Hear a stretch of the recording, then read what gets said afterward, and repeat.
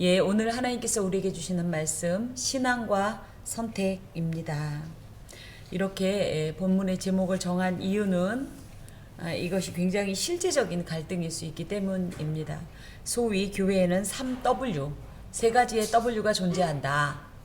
어찌됐든 우리나라만 그런 건지 모르겠지만 전반적으로 남성보다는 여성이 많더라. 그래서 woman, 그죠? 교회는 woman이 존재한다. 근데 이 워먼들의 갈등이 뭐냐? worship or work. 예배 드릴 거냐 아니면 일할 거냐.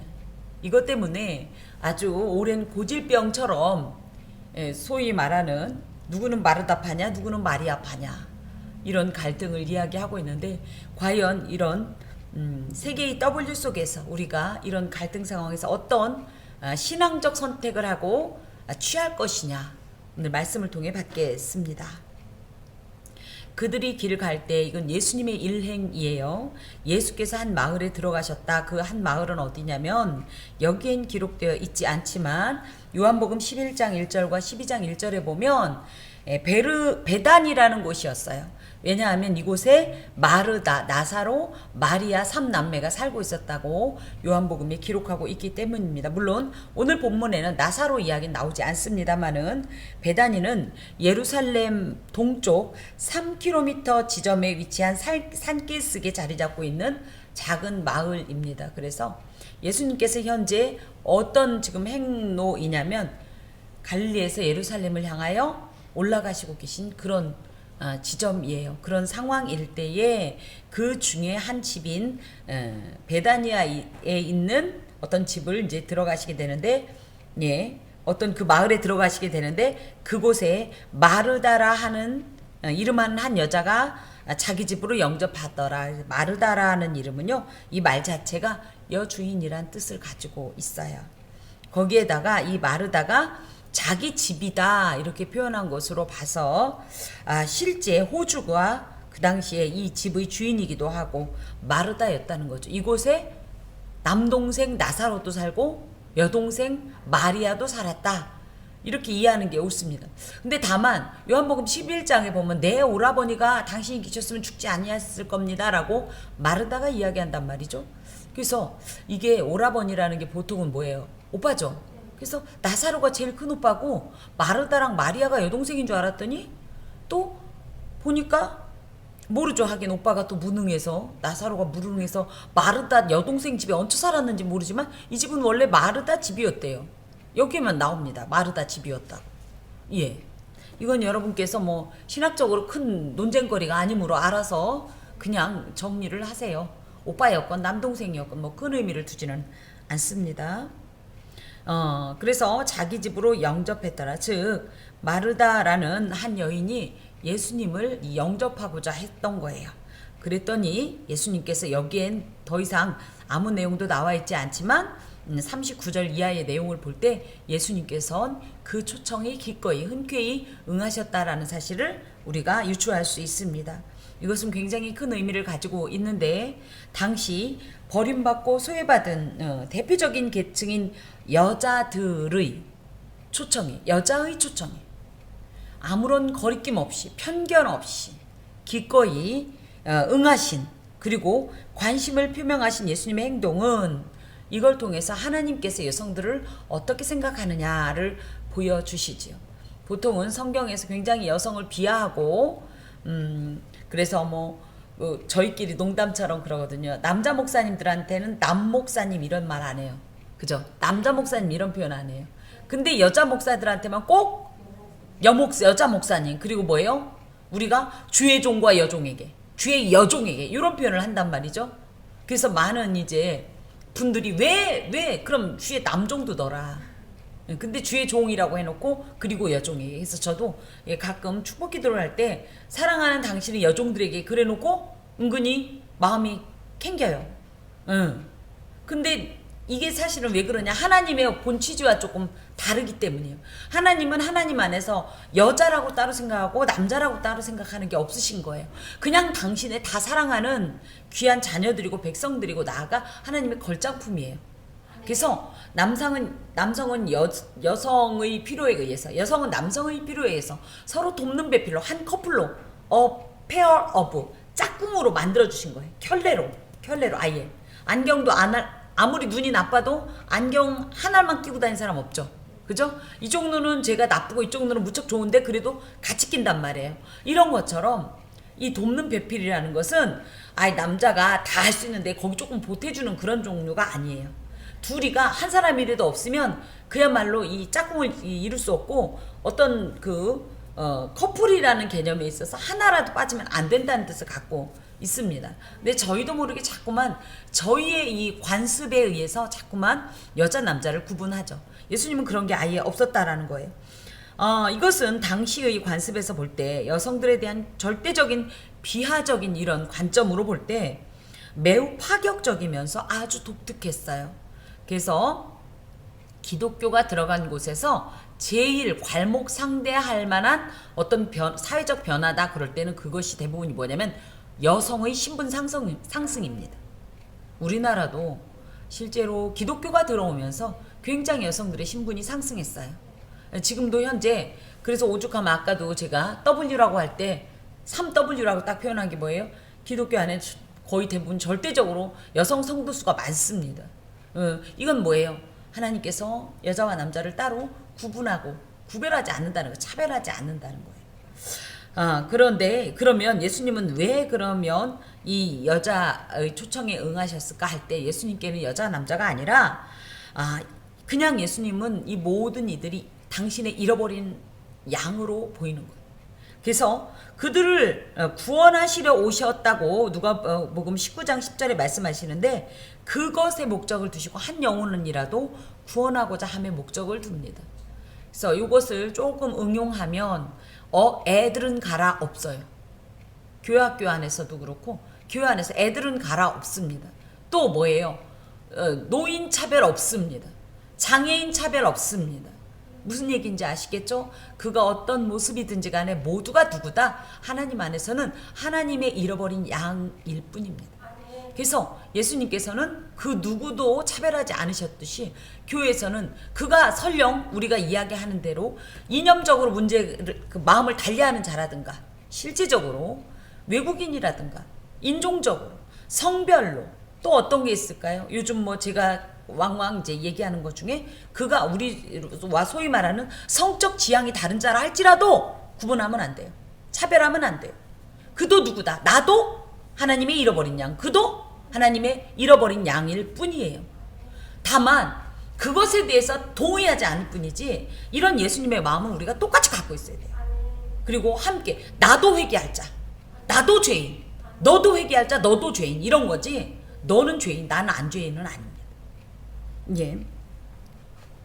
그러면서 특히 여기에 영접했다라는 표현이 있는데요. 오늘 오전에도 이 말씀을 했습니다. 요한복음 1장 12절에 보면 영접하는 자, 곧 그 이름을 믿는 자들에게는 하나님의 자녀가 되는 권세를 주셨으니 그래서 누가? 한 여자가 마르다라 이름하는 한 여자가 예수님을 영접했다. 이 말 속에 무슨 뜻이 있냐면 누구든지 예수 믿으면 누구든지 예수 믿으면 그가 남자든지 여자든지 하나님의 자녀가 되는 놀라운 특권을 누리게 된다라는 거죠. 그렇다면 마르다는 왜 이렇게 예수님을 환영하고 기뻐하면서 적극적으로 초청하고 영접했을까? 예, 이 내용은 여기에는 안 기록되어 있지 않지만 요한복음 11장 5절에 보면 예수께서 본래 마르다와 그 동생과 나사로를 특별히 사랑했다는 내용이 있어요. 그러니까 예수님과 굉장히 친했던 집인 거예요. 확실히 그죠? 더 사랑하는 자를 위해서는 마음이 더 갈 수밖에 없는 게 사람이에요. 물론 예수님은 꼭 그렇지는 않을지 모르지만 그래도 특별한 사랑을 받는다는 것은 굉장히 큰 은혜입니다. 그래서 이걸 바꿔 말하면 뭐예요? 이들이 예수님과 친한 것도 친한 거지만 그만큼 특별한 은혜도 많이 받았고 실제적으로 이 삼남매 이야기가 굉장히 여러 번 나와요. 향유 사건 나오죠. 나사로 죽었다 살아난 얘기 나오죠. 지금 물론 이런 본문도 나오죠. 이런 내용을 볼 때 예수님과 이들이 굉장히 각별한 관계였다라는 것은 우리를 통해 우리에게 또 그렇죠. 교회 어떻게 보면 이 하나님의 눈에 예수님의 눈에 우리가 자주 눈에 띄는 것은 굉장히 중요해요. 그렇다면 우리는 이렇게 특별한 예수님의 사랑과 은총을 받았을 때 어떤 행동을 하는가도 생각해 볼까요? 예수님이 우리를 사랑하고 특별한 은혜를 베풀어 주실 때 우리는 어떤 행동을 하지요? 이 마르다의 이런 모습은 굉장히 본받을 만합니다. 그런 측면에서 주의 종을 영접하는 것 또한 예전에 우리 이 부모님 세대에서는 정말 목사님을 거의 하나님의 그림자로 생각을 했어요. 제가 목회자여서가 아니라 근데 그 마음이 지나치게 이 목회자를 우상화하는 것은 잘못이지만 하나님을 너무 사랑한 나머지 이 목회자에 대해서 이런 마음을 갖는 것은 굉장히 저는 복된 마음이다 이렇게 생각을 합니다. 그래서 우리 귀한 이 권속들께서 후회라도 기회가 된다면 목회자들과 긴밀하게 지내시고 그를 하나님 사랑하듯이 사랑하는 것은 참 귀하다. 다만 그가 온전한 모습만 본받으시길 바랍니다. 하나님처럼 생각하지는 마시고. 예. 자, 계속 봅시다. 그런데 그에게 마리아라 하는 동생이 있었어요. 그런데 주의 그 마리아라는 동생이 주의 발치에 앉아서 그의 말씀을 듣는 거예요. 여기까지는 별 문제가 없어 보이지만 우린 이미 본문을 알기 때문에 이 문제가 딱 눈에 보이는 거예요. 그래서 이것은 뭐냐? 마리아의 예수님 영접 방법이에요. 예수님을 초청했고 그 예수님을 초청한 이 마르다이긴 하지만 마리아 또한 그 초청에 동참했다고 볼 때 예수님을 어떤 방법으로 영접하느냐 이런 차이입니다. 그래서 이 마리아는 어떤 식으로 예수님을 영접했냐면 주의 발치에 앉아 그의 말씀을 듣는 것으로 예수님을 영접한 겁니다.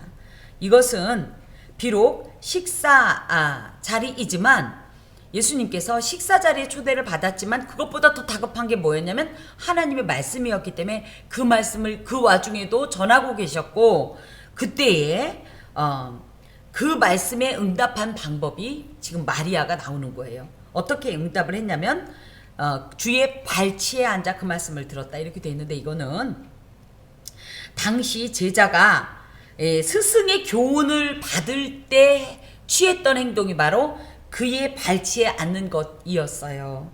그래서 이 누군가의 발치에 앉아서 그의 말을 들었다라는 말은 곧 그의 제자가 된다는 것과 같은 뜻입니다. 그래서 이게 얘기하면 뭐예요? 마리아는 제자들이 하는 이런 모습을 가지고 예수님을 영접했다라는 거죠. 이것은 왜 그랬냐? 진리에 대한 사랑과 이 특별한 관심이 있었기 때문이에요. 또 당시 이 랍비들은 여성을 제자들로 받아들여주지 않았지만 예수님은 이런 마리아를 내치지 않았어요. 또 훈계하지도 않았어요. 책망하지도 않았어요. 그랬기 때문에 마리아는 이때 그런 예수님의 의도를 알고 이 말씀을 경청하게 된 것입니다. 그래서 누구는 그런 얘기도 해요. 마리아가 예수님의 이 여성 제자 중에 한 사람이다. 이렇게 표현을 하기도 합니다. 예수님께서는 이처럼 만인을 차별 없이 대해요. 오직 복음, 즉 하나님의 나라를 구하는 자로만 여기시고 그래서 그것을 구하는 자에게 모두 다 주의 말씀을 편견 없이 차별 없이 전하시는 이런 모습입니다. 여기에 듣더니라는 말은 에쿠엔이란 말로 어떤 것을 능동적으로 적극적으로 열정적으로 갈망하는 마음으로 듣는다는 뜻을 말해요. 그러니까 들리니까 들은 게 아니라 정말 그 말씀을 듣고 싶어서 입맛을 쫙쫙 다셔가면서 이렇게 주님의 말씀을 들었다는 거예요. 한편 마르다는 어땠냐? 준비하는 일이 많아 마음이 분주한지라. 그래서 방금 39절이 마리아가 예수님을 영접하는 방법이었다면 마르다 또한 이것이 예수님을 영접한 방법이에요. 근데 그게 어땠다? 준비하는 일이 많아서 분주했다. 여기에 이 분주했는데 뭐가 분주했어요? 마음이 분주했어요. 그러니까 몸이 문제가 아니라 지금 마음이. 이 분주하다라는 말은 페리에스파토라는 말로 사방에서 여기저기로 막 끌어당긴다는 뜻을 가지고 있어요. 이것은 마음이 차분하게 안정되어 있지 못하고 괜히 허둥허둥거리기만 하는 거예요. 왜 그래요? 준비하는 일이 너무 많아서. 준비한다라는 것은 디아코니안이란 말로 봉사한다는 뜻이에요. 또 육체의 양식을 제공한다는 뜻이에요. 물론 마르다는 지금 예수님을 너무 사랑하기 때문에 이 사랑의 봉사를 하고 싶은 마음이 가득했어요. 하지만 여기에 이 마음만 있었으면 준비하는 일이 많아 분주할 이유가 없어요. 그것에만 집중하면 돼요. 그런데 한편 마음에 또 다른 마음이 있었기 때문이에요. 그 마음이 뭐냐면 나도 마리아처럼 저기서 예수님 말씀을 듣고 싶은 마음이 있었던 거예요. 응. 그러면서 또 한편 마음은 뭐예요? 그러면 마리아는 그래. 너는 너대로 예수님을 영접해. 나대로 영접할게. 해도 돼요. 거기에다 대고 우리나라는 지금 이런 표현을 하면 우리나라식으로 상상하죠. 예를 들어 이런 거예요. 여기에서는 예배가 전해지고 있어요 지금. 그죠? 하나님의 메시지가 전해지고 있어요. 그런데 우리 교회는 보통 어떻죠? 저쪽에 있는 식당에서는 하나님의 말씀을 못 듣는 거로 이렇게 이해하지만 사실은 이 상황은 어떤 상황이냐면요. 이스라엘은요. 그 한 공간에 침실도 있고요. 그야말로 부엌도 있고요. 영접하는 이 공간도 있어요. 그러니까 굳이 얘기하면 마르다가 지금 이렇게 마음이 분주할 이유가 없는 게 자기는 자기대로 우리가 그러죠. 우리가 보통 베테랑이니까 우리는 음식을 하면서 다 듣잖아요. 마음만 있으면 들을 수 있는 거예요. 그런데 이런 복잡한 마음이 있는 거예요. 음식도 준비해야 돼요. 그리고 뭐예요? 또 나도 듣고 싶어. 그리고 하나 더. 저 얄미운 기집애. 여기 들어간 겁니다. 그래서 마리아가 저 얄미운 기집애. 조금 같이 도와주면 좀 나도 좀 빨리 끝내고 말씀도 듣고 얼마나 좋아. 이래가면서 원망과 불평의 마음이 있었던 거예요. 그것 때문에 현재 하고 있는 이 일에 전혀 몰두하지 못하고 이리저리 오히려 시간만 허비하면서 허둥대고 이 시간을 지금 허비하고 있는 이런 모습입니다. 그러면서 이제 도저히 안 되겠어요. 그러니까 제가 볼 땐 마르다는 굉장히 성격이 활동했던 것 같아요. 웬만하면 이런 얘기를 척척할 수가 없거든요. 예수께 나아가 이르되. 그러니까 예수님께서 이렇게 지금 설교하고 계신 거예요. 쉽게 말하면 우리로 말하면. 그랬더니 부엌에서 일하다 말고 그냥 열통이 터지니까 설교하고 있는 예수님한테 주님 내 동생이 나 혼자 일하게 두는 것을 생각하지 아니하시나이까 그를 명하사 나를 도와주러 하소서. 이렇게 말한 거 참 무례하지 않나요? 그런 생각이 듭니다. 물론 그 입장은 이해는 갑니다만 몹시 바쁜 와중에서도 자신을 돕지 않는 마리아에 대해서 내가 직접 얘기하긴 좀 그런 거예요. 그야말로 말씀을 받고 있는 누군가를 혼낼 수는 없으니까 눈치를 막 주기도 했겠죠. 막 별걸 다 했겠죠. 근데 마리아는 이게 아니라 예수님께 빠져서 지금 아무 소리도 안 들리고 아무것도 안 보이는 상태인 거예요. 그러니까 어떻게 해요? 아무리 눈짓을 줘도 안 되니까 끝내는 예수님께 이런 무례한 행동을 하는 것입니다. 거기다 대고 예수님, 그러니까 마르다 입장에선 예수님이 뻔히 아실 거란 말이죠. 이 예수님만 오신 게 아니에요. 여기에 보면 38절에 그들이 길 갈 때 예수님 일행들이 있었단 말이에요. 그러니까 많은 사람들이 몰려왔으니 아무리 이제 그게 미리 준비했다라기보단 예수님이 지나가니까 예수님 어서 오세요. 우리 집으로 들어가세요. 이렇게 해서 들어간 것 같아요. 그러면 마르다 입장에서는 어차피 지금 손님이 많으니 마리아가 도와야지 당연한 거고 예수님이 무슨 생각이 있었다면 특히 뭐예요? 여성은 그야말로 소뚜껑 운전하는 사람이다라고 생각을 하기 때문에 마리아 보고 예수님이 어지간하면 생각이 있으면 야 마리아야 지금 언니가 이렇게 바쁜데 지금 여기서 지금 말씀 들을 때야 빨리 가서 도와줘 이렇게 할 줄 알았더니 안 했다는 거예요. 그 이제 일이 점점 이상해지고 있는 거예요.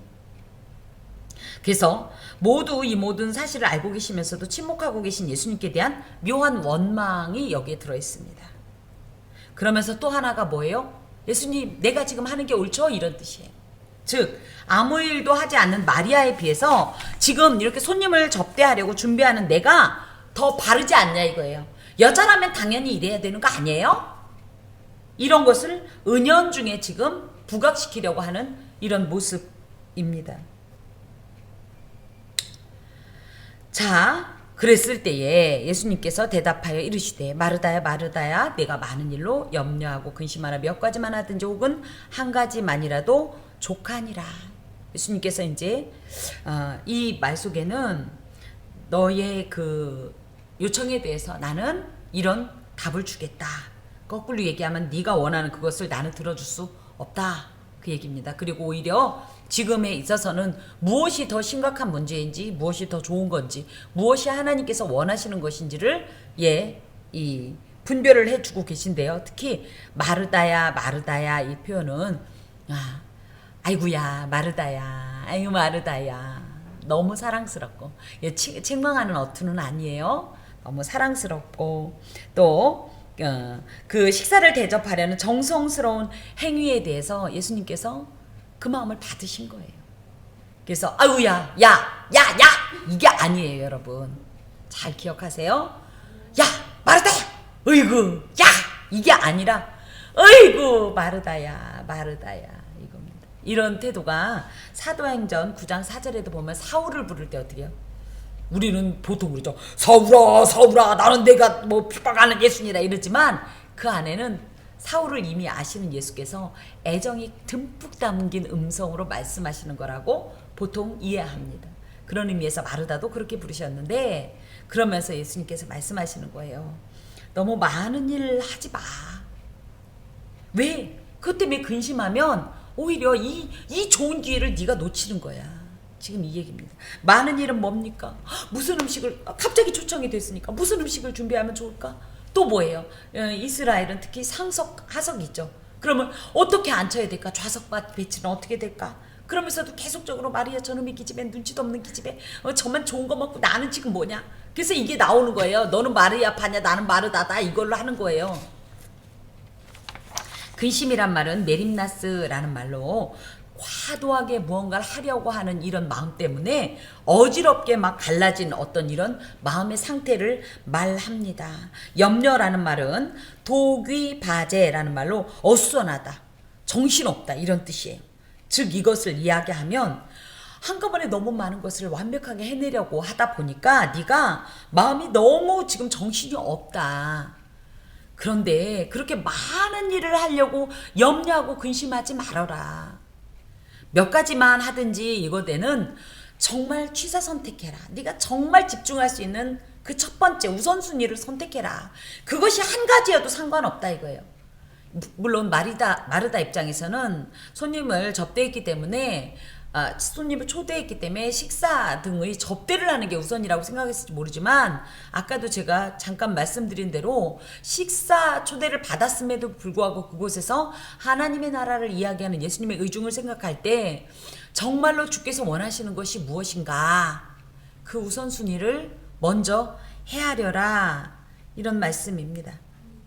우리는 모든 일을 완벽하게 해내려고 하는 그런 마음이 있어요. 물론 완벽할 수 있으면 좋습니다만은 분명히 우리가 물리적 한계가 있어요. 우리 몸이 한계인데 어떻게 모든 것을 한꺼번에 완벽하게 할 수 있겠습니까? 그럴 때 그래서 뭐예요? 교회 오면 봉사도 해야 되겠지, 예배도 드려야 되겠지, 이것도 해야 되겠지, 저것도 해야 되겠지. 그래서 막 바쁘다 보면 이것도 못하고 저것도 못하고 지금 마르다와 같은 똑같은 행동을 해요. 쟤는 왜 늦게 와서 이걸 안 하는 거야? 그죠? 왜 쟤는 저러고 앉아있는 거야? 그죠? 그리고 뭐예요? 하나님은 왜 저런 애를 혼내지 않고 그냥 두는 거야? 이런 똑같은 마음이 막 들어간단 말이죠. 근데 예수님께서 원하시는 것은 그렇게 모든 것을 완벽하게 해내려고 하지 말고 이 수많은 것 중에서 무엇이 가장 하나님께서 원하시는 것이고 유익되는가? 영적으로 유익되는가? 그 중에 우선순위가 뭔가를 설정해서 그것을 행하라. 예, 이렇게 말씀하고 계신 겁니다. 물론 마르다가 음식을 준비하는 일도 매우 가치 있는 일이지만 신앙에 있어서 제일 중요한 건 뭐냐면 이것이 나에게 어떤 영적 유익을 줄까입니다. 특히 요 말이 이제 또 심각한 것은 당시 예수께서는 십자가를 지시기 위해서 예루살렘으로 올라가시는 중이었다고요. 누가복음 9장 51절에 보면 예수께서 승천하실 기약이 차감해 예루살렘을 향하여 올라가기로 굳게 결심하셨고 그 길을 가는 중이었어요. 그렇게 따진다면 뭐예요? 지금 예수님의 이렇게 육신에 거하실 때의 말씀을 들을 기회는 이번이 마지막일 수 있다는 거. 지금 이 내용이 여기에 내포되어 있습니다. 그럴 때 여러분 예수님 식사가 중요해요? 지금 말씀을 듣는 게 중요해요? 예, 그렇게 정리가 되는 겁니다. 이 상황에서. 그래서 우리가 이제 저도 이런 일들을 굉장히 많이 겪었고, 그래서 하나님의 이제 말씀이냐, 소위 말하면 예배냐, 봉사냐로 갈등하는 사람들도 많이 있었고. 근데 이제 이건 있었어요. 여러분은 어땠는지 모르지만 제가 경험한 바로는 그래서 어떤 사람이 이제 항의를 합니다. 교회에. 아이고 식당 봉사하는 사람은 예배를 못 드려요. 그래서 워낙은 예를 들어 식당 봉사가 9시부터다 그러면 요즘 조금 교회 교세가 있는 곳은 7시부터 예배가 있잖아요. 그 예배를 드리고 해도 돼요. 그런데 꼭 9시에 와서 예배를 못 드린다고 불평하는 거예요. 마음만 있으면 7시 못 드려요? 또 한 가지. 그래서 저희 모교회 같은 경우 식당에다가 모니터를 이제 설치해 줬어요. 예배 드려라 이거죠. 그러면 그 9시에 예를 들어 9시부터 식당 봉사를 했다면 계속 9시부터 일하나요? 일단 몸빼는 있고 중간중간 자기들끼리 무도 까먹고 그죠? 예, 남은 사과도 좀 까먹고 이래가면서 빈둥빈둥 하고 있는 경우가 많아요. 근데 제가 그때 보니까 그렇게 모니터가 예배 모니터가 돌아가요. 예배가 드려지고 있어요. 누구도 관심 없어요. 그건 그것대로 켜놓고 그러면서 야 누구는 마르다냐 누구는 마리아냐 이걸 하더라고요. 혹시 우리는 그러지는 않는지. 방금도 말씀드린 것처럼 무엇보다도 하나님의 말씀은 언제라도 들을 수 있다. 예배는 언제라도 드릴 수 있다. 그래서 그거 예배를 뒷전으로 두고 있지는 않은지. 자, 그러면서 마르다 보고 말씀하신 주님께서 마리아는 이 좋은 편을 택하였으니 빼앗기지 아니하리라 하시니라. 그래서 결국은 뭐예요? 마르다의 이 선택을 예수님께서는 지지하셨다라는 거예요. 이 말 속에는 마리아는 난 이거에 올인하겠어라고 마음먹었기 때문에 이 좋은 편을 선택한 마리아는 설령 예수님께서 야 마르다야 좀 가서 좀 누나 좀 언니 좀 도와줘 할지라도 자기의 선택을 빼앗기지 않고 변개하지 않을 거다 그 얘기입니다. 적어도 하나님의 말씀에 대해서 영적인 유익에 대해서 우리가 이런 자세를 가져야 되지 않겠어요? 그래서 자신의 영적 유익을 위해 스스로 좋은 편을 택해 집중하고 있는 자의 유익은 외부의 어떤 것도 빼앗을 수 없다는 거예요. 내가 선택한 거고. 난 모든 손해를 차치하고라도 이 유익을 구하겠다라고 하는 사람을 누가 막겠냐 이거예요. 또한 마리아의 말씀 경청은 마르다의 음식 준비보다 그러니까 아까도 말씀드렸던 것처럼 마리아도 예수님을 영접하는 자신의 방법이 있었고 마르다도 방법이 있었다고 하면 굳이 말씀드리면 예수님께서는 지금 식사가 중요한 게 아니라는 거예요. 하나님의 말씀을 들을 수 있을 이때에 듣는 것이 실제적인 영접 방법이고 예수께서도 원하시는 영접의 태도라는 것을 말씀하십니다. 특별히 27절부터 보면 우리가 이제 대답하여 이르되 이제 율법사가 이제 예수님께 무엇을 하여야 영생을 얻으리까 그랬을 때 예수님께서 내 마음을 다하며 목숨을 다하며 힘을 다하여 뜻을 다하여 주 너희 하나님을 사랑하고 또한 내 이웃을 내 자신같이 사랑하라 하였나이다 하는 율법사의 대답을 들으셨잖아요. 이때 여기서 중요한 게 뭐였어요? 어떻게 하면 하나님을 사랑하냐? 어떻게 하면 이웃을 사랑하냐? 였죠? 그것이 지금 이 선한 사마리아인의 비유로 나왔단 말이에요. 그래서 선한 사마리아인의 비유를 통해서 이웃을 사랑하는 방법은 이거다 이거예요. 그리고 나서 연결된 건 뭐냐면 하나님을 사랑하는 방법은 이거다 이거예요. 하나님을 사랑하는 방법이 결국은 뭐예요? 하나님의 말씀을 따르는 거예요. 하나님의 말씀을 듣는 거예요. 그 말씀을 사랑하고 그 말씀을 사모하는 거예요. 그것이 진짜 하나님께서 원하시는 당신을 사랑하는 하나님 나 어떻게 하나님을 사랑할까요? 했을 때 대답이 이거란 말이에요. 문맥상으로 볼 때. 그래서 이웃사랑은 선한 사마리아인처럼 한다면 하나님 사랑은 마리아처럼 하라는 거예요. 그래서 이제 바꿔 말하면 하나님을 사랑한다 그럼 뭐예요? 예배에 올인하라는 거예요. 예배에. 우리가 왜 봉사합니까? 결국은 예배 때문에 봉사가 있고 예배 때문에 무언가가 있고 예배 때문에 그런데 우리는 이 주객을 전도시켜서 그죠? 그래서 감히 예배냐 봉사냐를 같은 저울에 놓고 본단 말이죠. 무게감이 전혀 달라요. 전혀 차원이 다릅니다. 우리가 봉사는 없어도 살아요. 물론 있으면 너무 좋죠. 너무 좋지만 사실은 예배와 봉사를 비교할 수 없어요. 예배는 없으면 죽어요. 이건 사냐 죽냐의 문제로 아주 굉장히 극단적인 선택하에 본다면 봉사와 예배는 비교할 수가 없어요. 근데 교회에서 묘하게 여성들끼리 그런 걸 갖고 갈등하죠. 그쵸? 근데 제가 다시 한번 말씀드리지만 하나님을 섬기고자 한다면 그분이 무엇을 원하시는지 하나님을 사랑한다고 하면 어떤 방법으로 사랑하기를 원하시는지를 이렇게 분명히 말씀해 주셨는데도 우리는 자꾸만 우리 입장에서 생각하는 거예요. 그래서 봉사냐 예배냐를 같이 두고 그래서 갈등하는 겁니다. 물론 하나님께서 성도에게 진정 원하시는 것은 하나님을 향한 간절한 마음이고요. 행동인 건 맞아요. 하지만 그 마음이요. 우선적으로는 예배에 초점을 두는 것을 원하십니다. 만약에 이럴 수는 있어요. 저도 그건 이해합니다. 아무리 그래도 봉사도 포기할 수 없는 경우가 있어요. 그렇죠? 그러면 저는 그 하나님을 향한 간절한 마음으로 설령 그 자리가 봉사의 자리라 할지라도 이곳을 예배의 자리로 바꾸세요. 예를 들어 제가 시간이 안 돼요. 그럴 수 있겠죠. 그런데 아까도 말씀드렸듯이 모니터에서 이렇게 찬송이 나와요. 그럼 어떡하면 찬송을 따라 부르고 손은 움직이더라도 그죠? 됐죠? 안 됐나요? 될 것 같아요. 저는. 그죠? 아니 쌀 씻으면서 하나님의 말씀 듣고 그죠? 마음이 있다면 전 그 얘기입니다. 마음이 있다면 쌀 씻으면서 듣고 그죠? 칼질하면서 듣고 찬송가 부르고 하나님이 야 무슨 이딴 식으로 예배를 드려 이러지 않으시거든요. 오히려 저는 정말 그 마음이 더 하나님께서 이것저것 다 하고자 하면 우선적인 마음은 예배로 두고 이렇게 하는 거에 대해서는 저는 나쁘다고 생각하지 않아요. 근데 대부분 어떻게 해요? 예배냐 봉사냐 해놓고 나는 봉사다 그래놓고 거기 가서 어떻게 해요? 예배는 안 드리면서 불평하는 사람들이 있더란 말이죠. 그건 아니란 얘기예요. 마르다를 육체적 또 마리아를 영적인 섬김으로 규정할 수도 있지만 성도가 하나님을 사랑하는 방법은 다양해요. 여러 가지도 다 하나님을 향해 하는 것이에요. 그런 것에 있어서 구별하지 마세요. 나름대로 하나님을 사랑하는 방법입니다. 그 다양성은 인정해 주세요. 하지만 무엇보다 우선순위는 뭐다? 예배입니다. 우선순위는 하나님의 말씀에 집중하는 것이다. 그리고 가장 기본적인 건 하나님을 사랑하는 마음이고 그 마음으로 예배하는 것이고 우선순위가 이렇다면 이것을 포기하라는 게 아니라 우선순위를 그렇게 두고 차선으로 무언가를 할 수는 있겠죠. 얼마든지. 그래서 제가 이제 여러분께 그런 말씀을 드렸죠. 이거 미리 해놔야 예배 끝나고 뭐 하는데요? 라고 할지라도 예를 들어 정 안 되면 예배 끝나고 뭐 밥을 못 먹더라도 라면을 끓여 먹더라도 예배 시간을 지키라.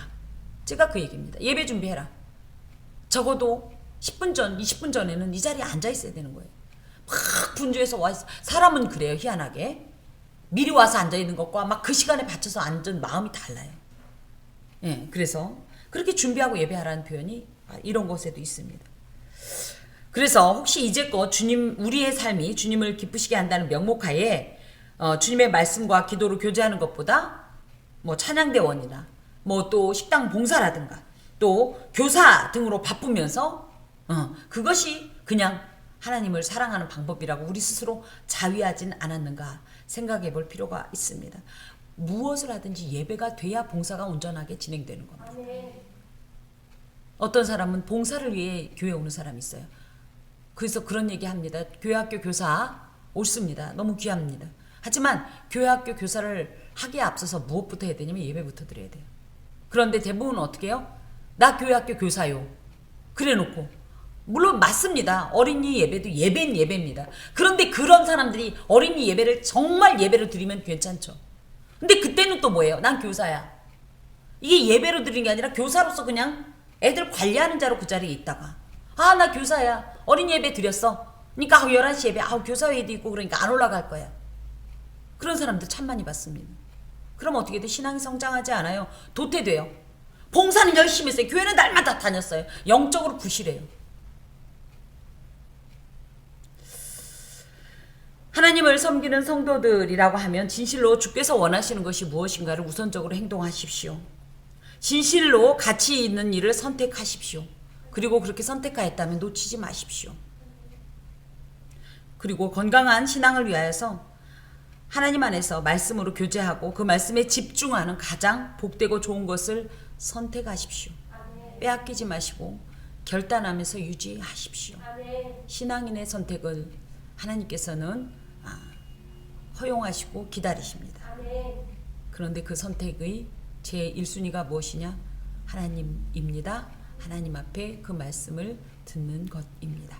기도하겠습니다. 주님 감사합니다. 아주 오랜 고질병과 같은 이야기입니다. 입장을 이해 못하는 것 아니지만 주께서 원하시는 것이 우선이죠. 우리의 입장보다도요. 하나님 혹시 그간 저희가 하나님 앞에 예배 드리는 일 외에 주의 말씀을 듣는 것 외에 다른 일로 인하여서 교회 오면 분주하고 바쁜 나머지 짐짓 주의 말씀을 듣지 못하고 예배에 집중하지 못했던 모습이 있다면 아니 있을 겁니다.